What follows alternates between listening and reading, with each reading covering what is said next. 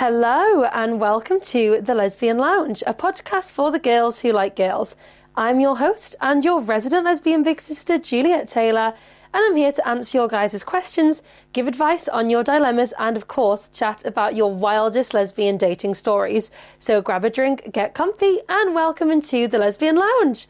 Welcome back, everybody. It is officially now festive season. I have my Santa hat on. Lesbian Santa is here. Rudolph on my earrings and a sparkly red Christmas jumper. I am in the festive spirit. I feel like I wasn't feeling Christmassy. I still don't know if I fully am, but I'm forcing myself to feel Christmassy. Anybody else feel like the older you get, the less magical Christmas gets? Because I definitely feel that, but I'm trying just to convince myself that I feel festive. Updates for you guys. Last week, Lucy and I went to the Lake District. We had so much fun. We did a hike. We didn't really climb. It was more just like flat around. There was a bit of climbing, to be fair, but it was like around a lake in Buttermere in the Lake District, and it was so cute. We took one of the dogs with us. It was rainy and wet, but it was cute. What else did we do when we were there? We spent a lot of time, to be fair, just in the hotel and the spa and the sauna.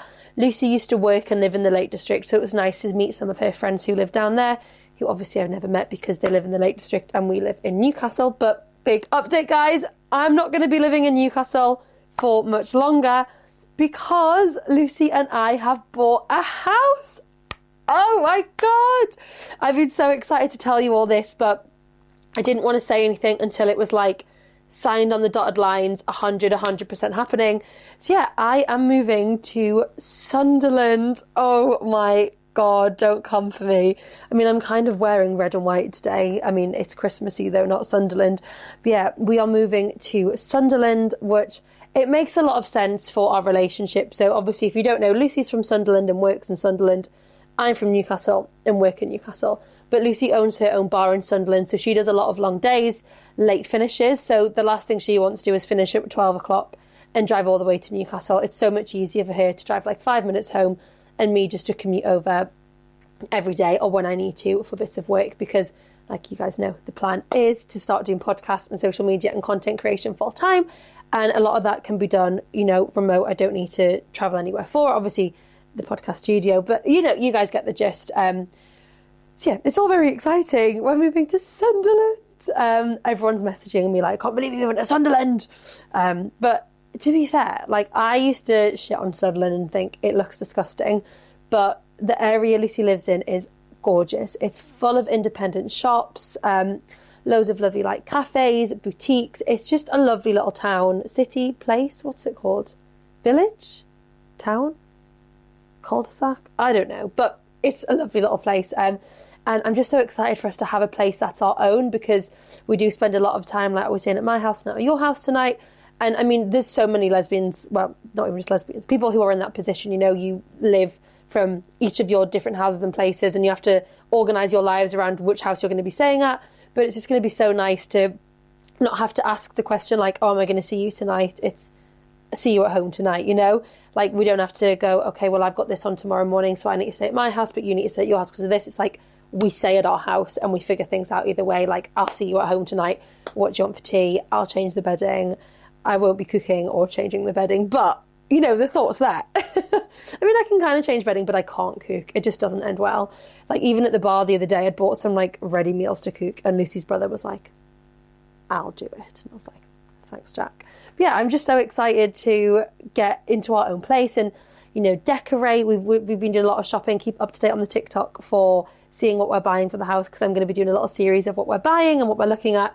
So we've been like washing machine shopping, fridge shopping, toaster, kettle, like all little things like that. There's so many things you don't think about, like curtains, curtain rails, like everything. So it's all just so exciting. And I can't wait to bring you guys sort of along for the journey as well, because yeah, it's just going to be really exciting. I honestly cannot wait. And then hopefully by next year, well, definitely by next year, that's stupid of me to say, definitely, because we're going to be moving in hopefully February. Next year, we'll be having our first Christmas in our house together, because this year we're kind of doing like a half and half Christmas.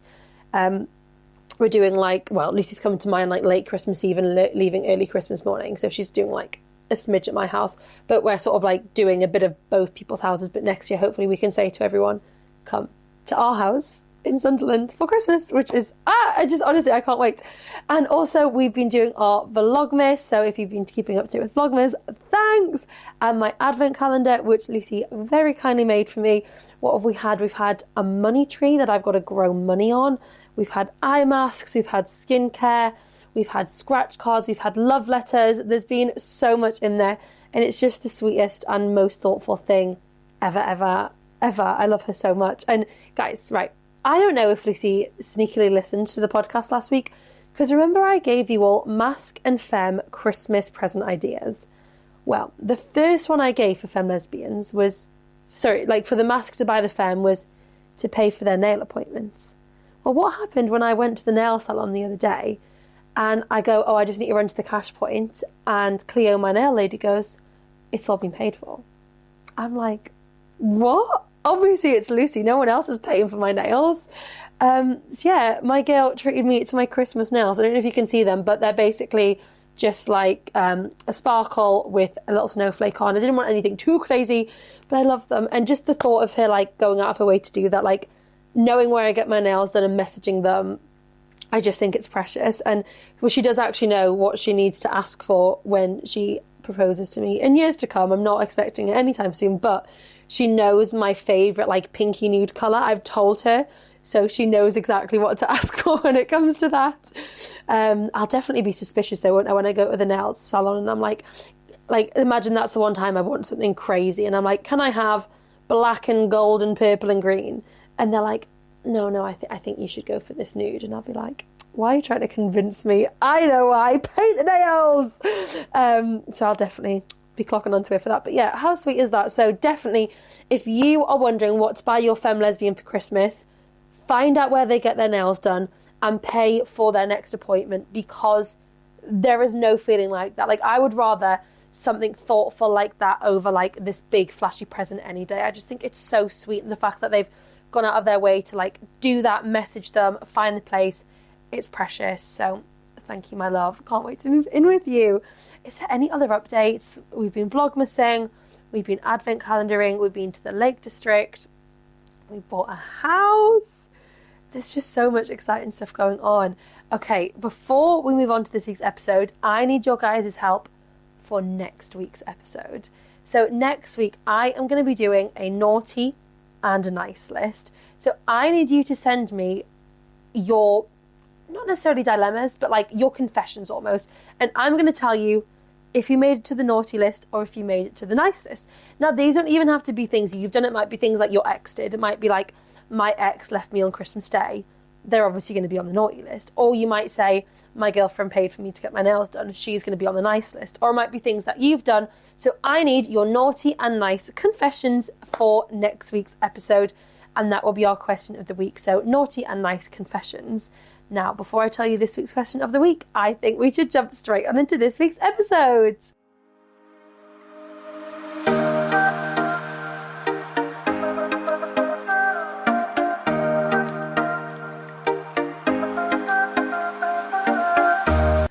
So, this week's question of the week is Lesbian Bingo. Christmas Lesbian Bingo. Are we excited? I am. So it's not really a question. It's more I'm going to ask you guys questions and basically give yourself a point if you have done the thing. And if you get, how many questions is that? 1, 2, 3, 4, 5, 6, 7, 8, 9, 10, 11, 12.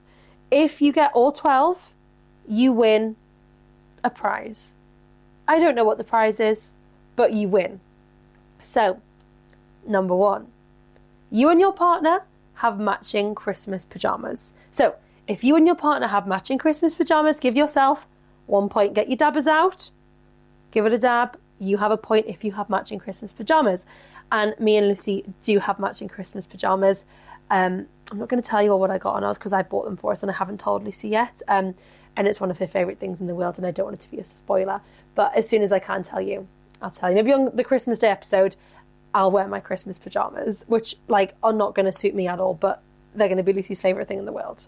Okay. Next one. You have bought your partner a sex toy for Christmas.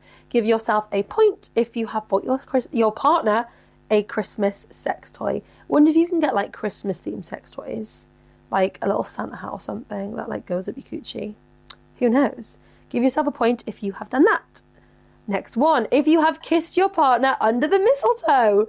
Okay, me and Lucy nearly did this one when we were in the Lake District. There was a bit of mistletoe, but right in front of the mistletoe was this like old couple, and they were staring at us, and we were just like, you know what?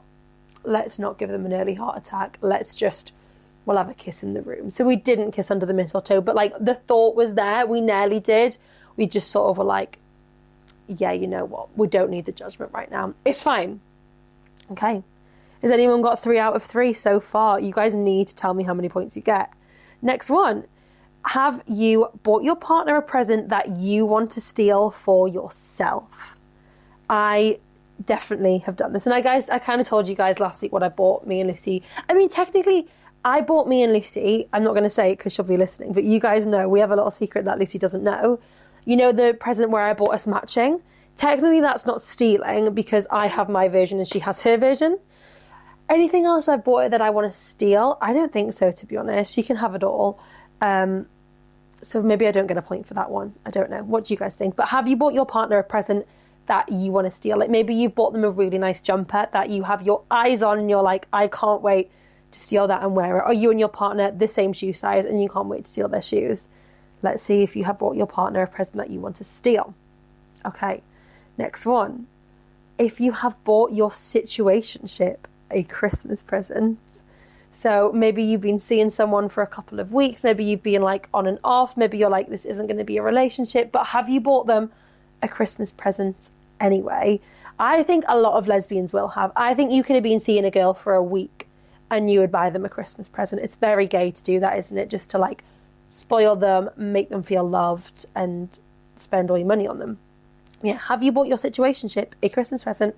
If you have, you get a point. Yay! Okay, this is a cute one. If you have gone ice skating together, I sadly don't get a point for this one. I would love to go ice skating with Lucy. I think it would be so cute. I can't think if she'd be elegant and graceful or not. I don't know. She'd probably look really cute. But I think that's a really nice little Christmassy date. So if you haven't been on a cute Christmassy date together, maybe like go to the Christmas market and then take yourselves ice skating together.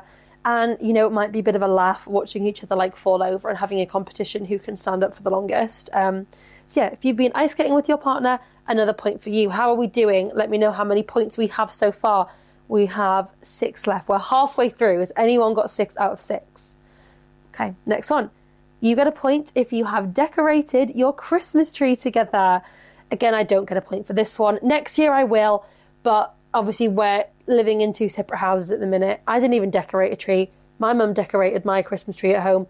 I think Lucy and her mum decorated their Christmas trees at their house, so we don't get a point for this one. But have you and your girlfriend decorated your Christmas tree together? If so, that's adorable. Send me a picture and you get a point. Another cute one. You get a point if you have built a gingerbread house like together or individual ones and had a competition. Basically, if you built a gingerbread house and your girlfriend was sat next to you, either building the same one as you or building her own, and you had a competition who can build the best one, you get a point. I would be shocking at building a gingerbread house. Like, it just would crumble. It wouldn't look good. I'd get fed up that the decorations didn't look how I wanted them to, because I would definitely go on Pinterest and like find this gorgeous design and be like, oh, I can totally do that. And then it would look nothing like that, and I'd get really sad that it looked nothing like I wanted it to. Yeah, if you and your girlfriend have done that, give yourselves a point. Give yourselves a point if you and your girlfriend have argued over what the best Christmas film is. I don't think me and Lucy have argued. We definitely have different opinions on what the best Christmas film is, but that's only because her favourite Christmas film I haven't seen. I think it's called like The Santa Claus. I haven't seen that. Don't come for me. What would my best Christmas film be? I love Nativity. It's just such a vibe. I love Elf, The Grinch. I'm very much like kiddie Christmas films, but I also, saying that, Love Actually and The Holiday are 2 of my favourite Christmas films. So I don't really think I have a favourite Christmas film, but Lucy's is The Santa Claus, mine are those, so they're not aligning, but we haven't argued over it. Okay, we have 3 more. Let's see if anyone is going to get a full house. Okay. You get a point if you have already given your partner a gift because you were too excited and couldn't keep it until Christmas Day. I would be getting a point if I could, but I keep asking Lucy if I can give her one of my Christmas presents that I bought her. And every time she's like, no, save it for Christmas, save it for Christmas. And obviously she's coming to mine late on Christmas Eve and leaving early Christmas morning to go to the bar. And I'm like, can we please do like at least one present Christmas morning? And she's like, no, save them all till the evening. And I'm like, I'm already about to combust at the excitement of the presents I bought you. I need to give you one on Christmas morning or Christmas Eve. Like, I need to give you one now. But she won't let me. If someone said to me, let me give you a Christmas present now, I'd be like, please give me them all. I love presents. But she's got better, what's the word? What's that word where, like, you can, like, say no to things? Self-control. Is that the word?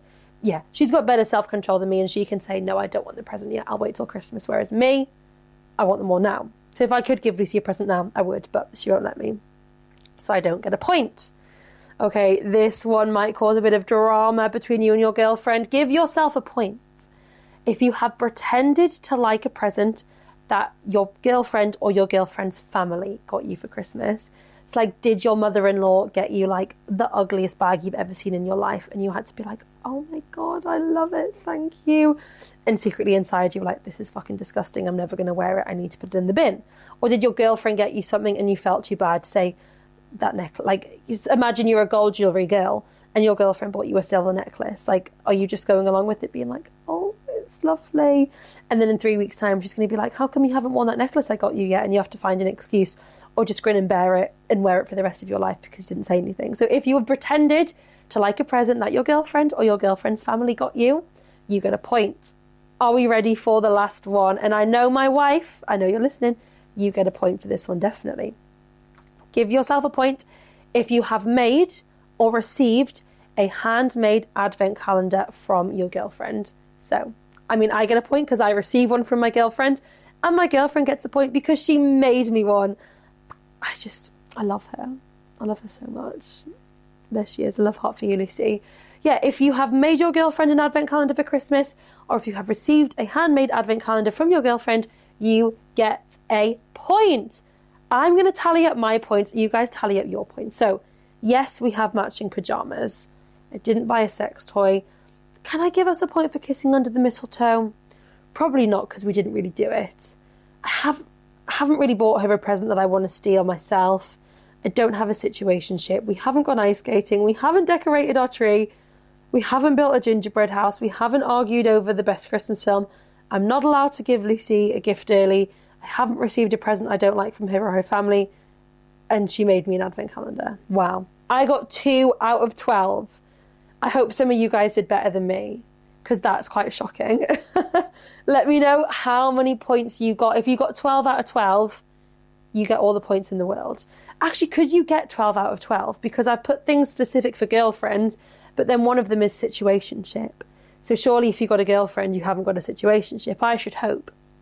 So maybe if you got 11 out of 12, if you got all of them apart from the situationship, send me a text and I'll sort you out a prize because you deserve one for that. Right, how fun was that? And remember, next week we're doing naughty and nice confessions, so make sure you send me them over.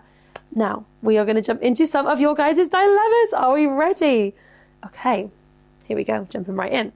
I was listening to a recent episode of the podcast where you gave non-judgmental advice about foot fetishes, and I really appreciated it. There was a lesbian relationship expert who said that foot fetishes are considered disgusting by 99% of lesbian women. 99%! That's wild. It makes it so much harder to admit that you have a foot fetish when the majority think it's peculiar. I would not have thought 99%. And saying like they consider it disgusting. Like maybe 99% think they don't have one or it's not for them, but disgusting, like that's a bit of a stretch. Like I don't have a foot fetish, but I wouldn't say it's disgusting. Like if Lucy came to me and said, I have a foot fetish, I wouldn't go, that's disgusting. I'd be like, okay, like let's see what we can do about this. I wouldn't say it's disgusting, that's rude. Carrying on. I hid it from my girlfriend for a long time, which led to some ridiculous behaviour. For example, one time in preparation for attending an Asian wedding, my girlfriend booked a henna artist to do some designs on our hands and feet. I got absurdly irate watching the perfectly professional, artist touch her feet. Okay, so like this girl's like fully qualified, like she's not just touching your girlfriend's feet for the crack, she's like doing it because she's been paid to do that, and you're getting really angry, like, why the fuck are you touching her feet for? Like, actually get lost. As soon as we left, I picked a stupid fight, accusing my girlfriend of flirting and making fuck me eyes at the artist. My girlfriend called me a daft donkey. That's a new one. A daft donkey, I'm going to use that one.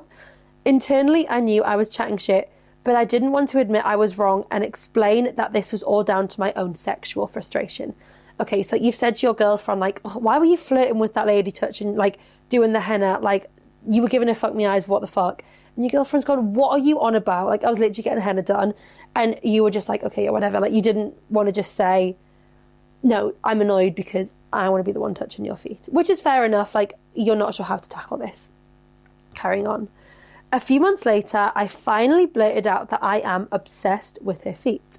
My girlfriend was briefly annoyed that I had hidden it for so long, but moments later she said, all this talk about being obsessed with my feet, so why aren't my toes in your mouth right now? Oh, okay. We love a confident queen. She's literally like, okay then, do something about it. Obsessed.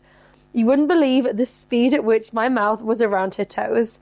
Now it's a completely normal and welcome part of our sex life. That's lovely. See, that's the thing, we're so scared to tell these people our kinks and things that we're interested in, and your partner's literally like instantly just accept that. Like, she loves you, that's a part of you, she's instantly accepted it and gone, okay, suck my toes then. Do you know what I mean? She hasn't made it a big thing.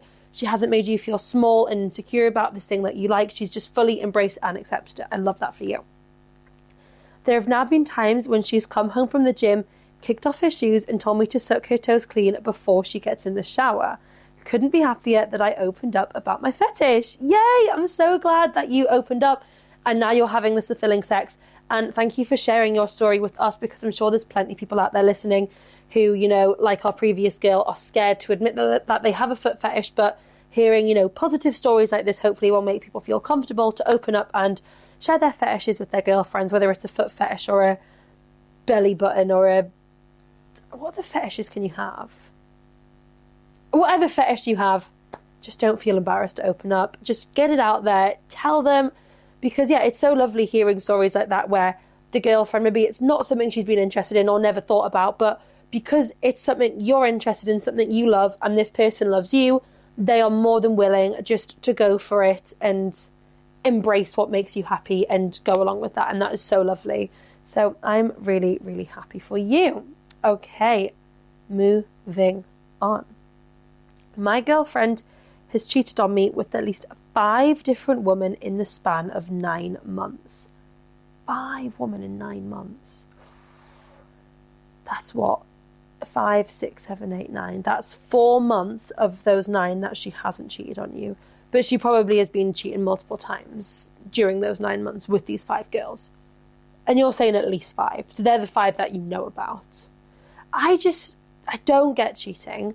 Like, I think if you're unhappy in your relationship, just say, break up with them, I'm unhappy. Or, like I said this to Lucy the other day, actually. I said, if you had this immense desire that you needed to sleep with someone that wasn't me, I would honestly rather you just say to me, I need to sleep with someone. And I mean, I don't know how I would react in that situation. Probably not brilliantly.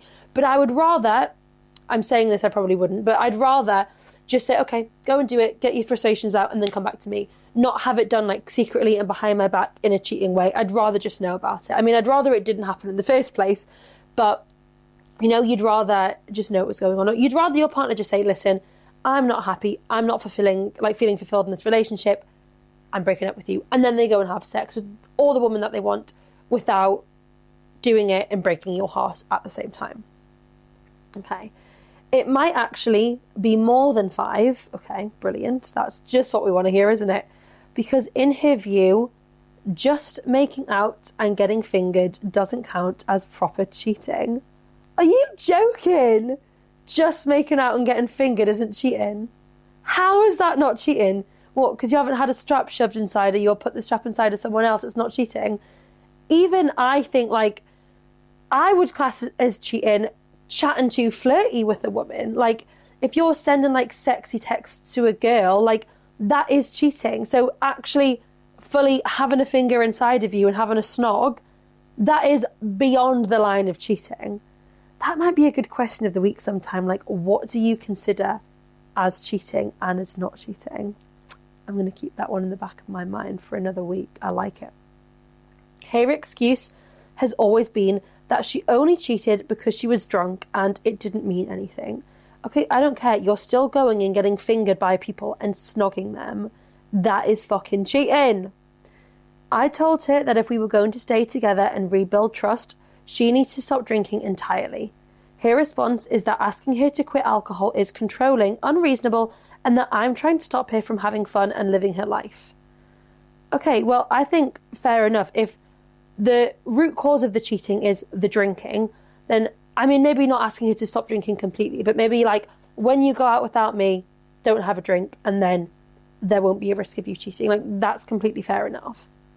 So she said, yeah, asking her to quit alcohol is controlling, unreasonable, and you're trying to stop her from having fun.